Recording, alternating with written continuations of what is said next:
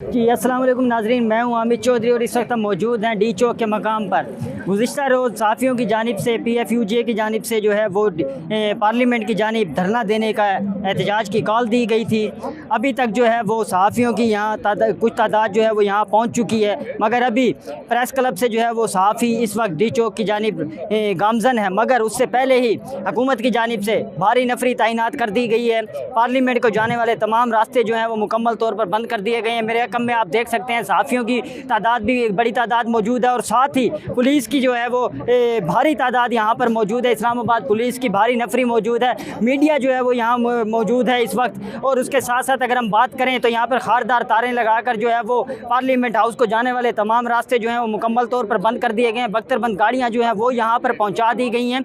उसके साथ अगर हम बात करें सहाफ़ियों के मुतालबात की तो सहाफ़ियों का कहना है कि जब तक पीका एक्ट की में जो है वो दोबारा से तरमीम नहीं लाई जाती और उन शिकों को पीका एक्ट से नहीं निकाल दिया जाता जो कि आम सहाफ़ियों के लिए जो है वो उनके ऊपर एक हुकूमत की जानिब से जो है वो अपने मफाद में इस्तेमाल करने के लिए जो तरमीम की गई हैं, उनको जब तक ख़त्म नहीं किया जाता तो सहाफ़ियों की जानिब से जो है वो भरपूर एहतजाज जारी रहेगा। और उसके साथ ही जो है इस वक्त मेरे रकम में आप देख सकते हैं सहाफ़ी जो है वो यहाँ पर पहुँचना शुरू हो चुके हैं।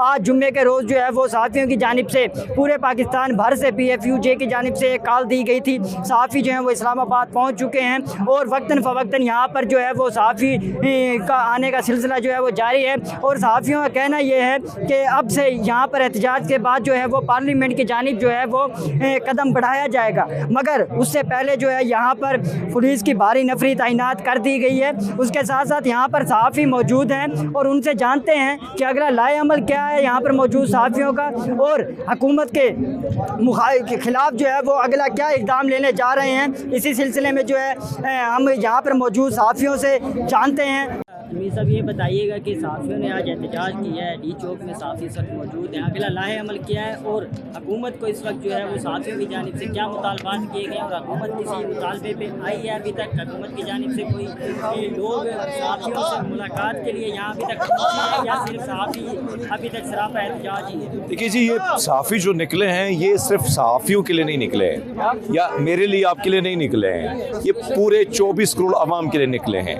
और हमारा जो मुतालबा है वो वाज़ेह है कि जो कदगन है, जो पाबंदी आप 24 करोड़ आवाम पर लगाना चाहते हैं, आप इस मुल्क को शुमाली कोरिया बर्मा बनाना चाहते हैं, आप कदगने लगाना चाहते हैं हर ज़ी-शूर इंसान पर, तो क्या ये कोई मंजूर कर लेगा? तो सहाफ़ियों का मकसद, यहाँ पे आने का मकसद इस पार्लियामान में बैठे वो नुमाइंदे हैं जो अवामी नुमाइंदे अपने आप को समझते हैं और कहते हैं कि हमने अवाम ने हमें मुंतखब, हालांकि आपको पता है कि किस के मुंतखब होने के बाद ही यहाँ पे पहुँचे हैं। और ये जो काली स्या कालक जो मली है आसिफ जरदारी और नवाज शरीफ ने अपने मुंह में 2016 में, आज उसमें मज़ीद तरमीमें की गई हैं, मज़ीद इसमें सख्तियाँ की गई हैं। 2000 ये जो अभी इन्होंने तरमीम की, इसमें सबसे पहला विक्टिम मैं बना हूँ। इसी डी चौक पे मुझ पर मुकदमे हैं, 3 मुकदमों के मैं भुगत रहा हूँ। तो यहाँ पे अगर आज हम खामोश हो गए, आज हमने चुप साध ली, तो यकीनन ये वही सब कुछ होगा जो बर्मा में हो रहा है, जो शुमाली कोरिया में हो रहा है। तो यहाँ पे आपने जो बात की कि क्या लाएअमल है, लाएअमल तो कायदीन जो है वो तय करेंगे कि आगे उन्होंने धरना देना है, आगे की तरफ बढ़ना है या दोबारा कल फिर एहतजाज करना है। जो ये कहेंगे हम तो हाजिर हैं। आपने कहा कि पार्लियामान का कोई नुमाइंदा क्यों नहीं आया, वो बेशर्म कैसे आएंगे जिन्होंने काला कानून लागू किया है, जो चाहते हैं कि 24 करोड़ आवाम को जकड़ लिया जाए। फिर अच्छा है भाई, आप किसी बंकरों में डाल दें, हमें समंदर की नज़र कर दे कि ना हम आपसे कुछ पूछें न सवाल करें, आप आए मुसल्लत हो करप्शन करके यहाँ से चले जाएं। अच्छा, हमने देखा 2022 में जब इसमें तरमीम करने की कोशिश की गई तो शहबाज शरीफ जो है वो सहाफ़ियों के साथ मौजूद थे, सहाफ़ियों के एहतजाज में आके बैठे थे यकजहती के लिए, मगर आज वही शहबाज शरीफ हैं जो इस कानून में तरमीम ले आए हैं जो कि मंजूर हो चुकी है। तो आप क्या इस वक्त शहबाज शरीफ को क्या पैगाम देना चाहेंगे जो कि इस वक्त साहिब इक़्तिदार है? देखिए जी, अपोजिशन में जब ये लोग होते हैं ये पाँव पकड़ते हैं सहाफ़ियों के, क्योंकि इनके जो बुरे हालात होते हैं वो हम ही होते हैं जो आवाम तक इनकी आवाज़, बैनुल-अक़वामी सतह पर इनकी आवाज़ पहुँचाने की कोशिश करते हैं। यही मरियम नवाज़ इसी डी चौक में हमारे साथ बैठा करती थी और आज़ादी ज़राए की ये भाषण दिया करती थी। इसके वालिद साहब, नवाज शरीफ साहब, उसके भाषण आप निकालें कि वो आज़ादी ज़राए के हवाले से क्या क्या भाषण दिया करते थे, लेकिन आज ये भूल गए क्योंकि इक़्तिदार की कुर्सी जब ये संभाल लेते हैं तो फिर उनको बड़ा बुरा लगता है कि हम इनको आईना दिखाते हैं और फिर ये आईना तोड़ने की कोशिश करते हैं। तो मैं इनसे क्या गिला करूं, ये हर हुक्मरान का वतीरा रहा है कि जब वो इक़्तिदार की कुर्सी पर बैठता है तो सरिया उसकी गर्दन में आ जाता है और वो भूल जाता है कि शायद ये इक़्तिदार जो है मुस्तकिल तक रहेगा, पर ऐसा नहीं है। हमने तो इस पार्लियामेंट में इस कुर्सी पर खड़े होकर हमने मुशर्रफ को देखा, अयूब खान को देखा, बाजवा को देखा, आज जो मुसल्लत हैं इनको देख रहे हैं। तो क्या आप समझते हैं कि भाई ये सारी उम्र के लिए आए हैं? हम तो जहाँ तक सहाफ़ी हैं, जब तक ये इदारा है सहाफ़ी होंगे और हक़ और सच की बात हम तक पहुँचाएंगे। अच्छा, लास्ट में एक से आंसर दे दीजिए कि आपने बहुत दौर देखे हैं, पहले भी हुकूमतें आपने देखी हैं और मुख्तलिफ दौर में जो है वो सहाफ़ियों पे किसी न किसी तरीके से कदगन लगाई जाती रही है। तो आप क्या समझते हैं कि आपका एक तजर्बा भी है इसमें कि ये जो बिल आया है ये वाकई में ही हुकूमत की जानिब से है या किसी और तरफ से है?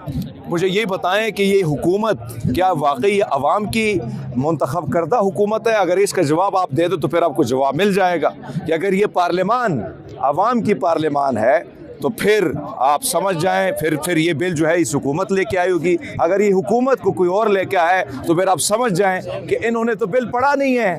जो वज़ीर कानून है तारड़ साहब, वज़ीर इत्तलात तारड़, ये जितने भी तारड़ इकट्ठे हुए हैं इनको तो पता ही नहीं है कि क्या लिखा है उसमें। तो पहली बात ये कि मंतखब हुकूमत तो है नहीं, सेलेक्टेड है, और जिन्होंने इसको सेलेक्ट किया है तो फिर बिल भी इन्हीं के थ्रू जो है उन्होंने वो किया है। अपोजिशन के एक नुमाइंदे से हमारी बात हुई बिल पेश होने से पहले, उनका कहना था कि अपोजिशन की और बड़ी स्ट्रांग पार्टी के वो मेंबर हैं, उनका कहना था कि बिल पास हो जाएगा, बड़े लोगों का बिल। तो इसके पीछे क्या कहानी?